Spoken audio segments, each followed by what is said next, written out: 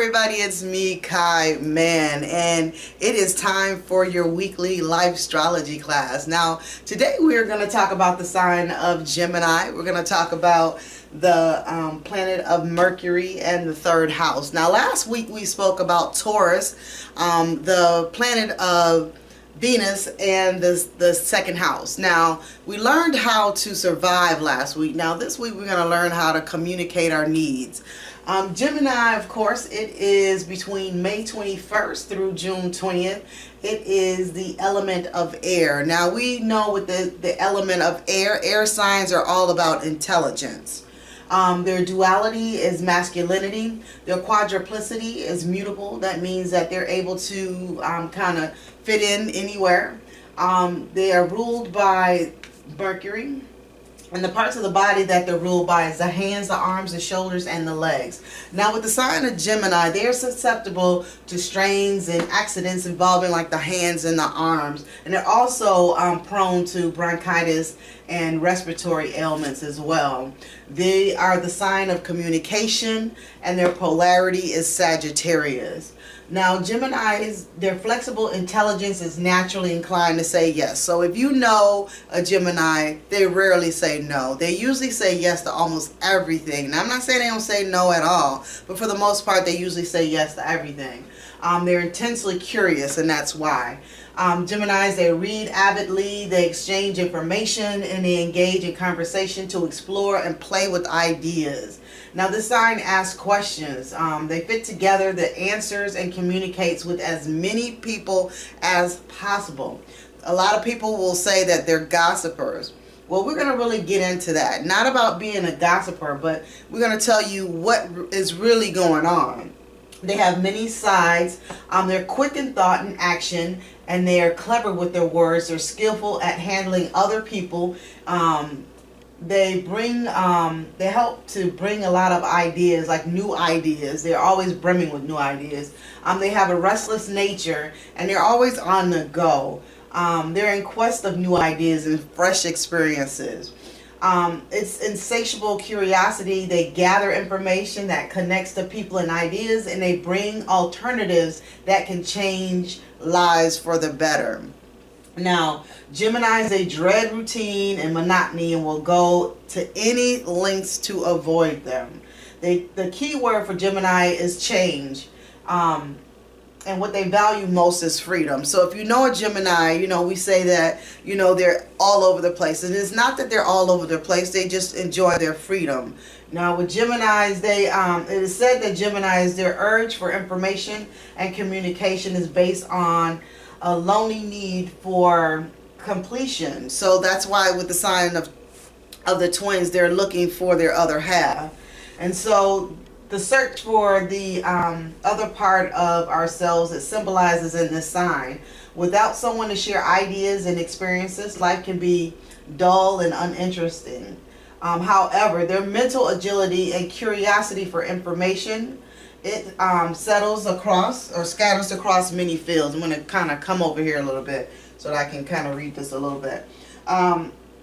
So their mental agility and curiosity for information, it scatters across many fields, leaving a trail of information that feeds and stimulates the ideas of others. Now, their process of mental growth in Geminis, they spark us to grow because they ask many questions. They have us to think about things. They give us ideas about things as well. So that's the gift that Geminis bring to us. Now, Geminis, they spark us into following through on ideas that they stimulate. Now, Geminis, they are like the social butterflies of the zodiac.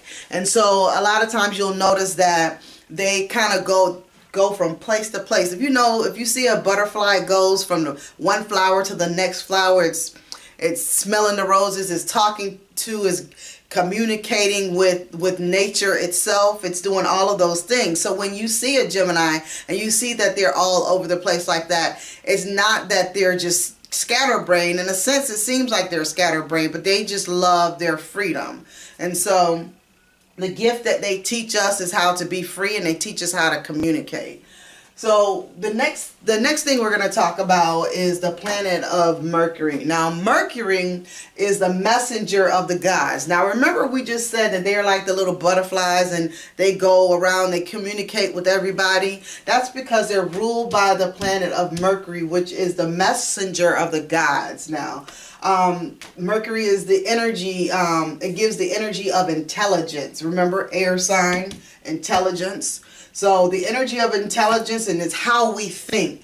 Now the planet, it's also called the planet of intelligence. It rules Gemini, and the parts of the body that Mercury rules is the respiratory system and the brain. And of course the brain, because brain represents intelligence. It rules the mind, thinking, talking, as well as messages. It's about travelers, communication, storytelling, and eloquence. Now, if you know, most like Geminis, they like to write. They're writers, authors, things of that nature. Mercury is the planet of mental activities, communication, and intellectual energy. It rules over your intelligence, your perception, and your memory, and speaking and writing. It reflects the way you see, hear, understand, and assimilate information. Again, Mercury rules our communication, our mind, our thoughts, and our words. Now, when Mercury is in a person's natal chart, when it's like strong in a person's natal chart, it's likely to be kind of superficial in speech. Now, understand, we just said that Geminis, they go from place to place and they get information, they disseminate information. So there's no real time to really sit and process that information. So that's why it seems like it's superficial. If it's strong in that person's natal chart, this person is likely to be superficial in speech. They're lively and an amusing storyteller, clever and shrewd bargainer. They will probably have a good memory, and there's no Gemini that I know that does not have a good memory. Their memories are almost impeccable. They have a talent for debate and quick. They are quick. High-strung movements. Mercury also rules the voice, and people with strong Mercury influences, they're successful at public speaking, singing, and acting. So if you're a Gemini and you've been kind of wondering what it is that you're good at, you're most definitely probably good at speaking, singing, and acting, because you have that intellect. You've been around other people, you've disseminated information, you've picked up information, you've spread it to the next person or the next thing, so that those people can grow. Because again, we said that Gemini spark us into following through on ideas, and it stimulates us. So that's what they do. Now, Mercury also represents the cautious, rational mind. It represents your ideas and your thoughts. It also represents the thoughts that occupy your daily mind. It is your conscious awareness. It constantly directs mental traffic to the proper brain cells so that you can think and speak coherently. It's about your thought process. It's almost like the wizard behind the curtain, so to speak. Now, the next thing we're going to talk about is the third house.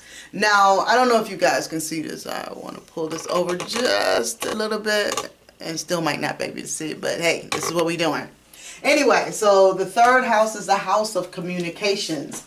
It is about short journeys as well. The natural sign is Gemini, and it's ruled by, of course, Mercury. It symbolizes communication and indicates what kind of early education you received and your ability to study and learn. Now, the third house relates to your immediate environment in three major areas. That's the way that you express yourself, your family ties, and your day-to-day travel. Now, it governs the way you think, the way you speak, and you write. It also represents short trips in the vehicles for that type of travel, especially the travel you do for work or education. This house embraces all means of communication. All means of communication. It includes the gathering and dissemination of information and gossip via spoken and written word through books, newspapers, the internet, and other media. So a lot of times when you see Geminis, you'll see that they are culturally aware. Like they know all the information about culture, and they can tell you anything. And so they'll tell you what, they'll spread this to other people, to other things. And again, that's where it's a lot of times that mentality or that lower mentality will go into gossip, but that's not what we're talking about here. We're talking about the people that are displaying this information and giving people exactly what they need. And they're also receiving and getting what they need, because Geminis, this is what they love to do. So anyway, again, it does embrace all means of communication. This house, its influence actually relates to our relationships with our brothers and sisters, aunts and uncles, cousins, and neighbors. Now, again, when we talked about the third house and how it symbolizes communication, of how it's basically how we learn to communicate as a child. Okay, so our brothers, our families, our community pretty much taught us how to communicate. Okay, so this house is about the ways you learn to communicate, think, and express your personal point of view.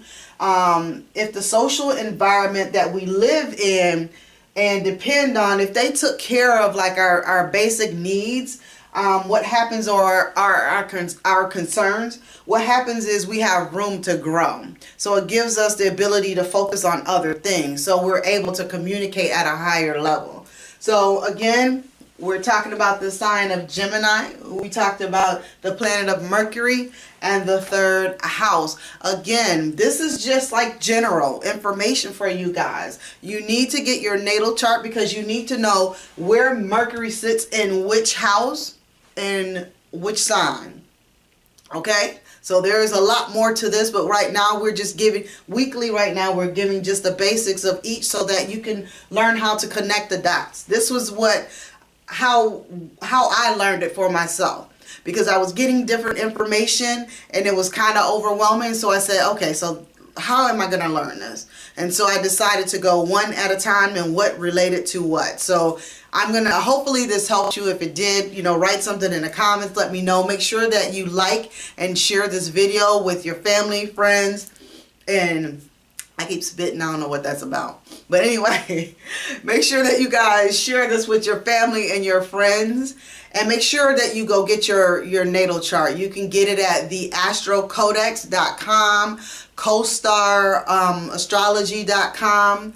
There are so many, cafeastrology.com. There are so many different astrology sites that you can get your natal chart. And eventually, after we go through all of the signs, what we'll do is we'll start putting all this information together.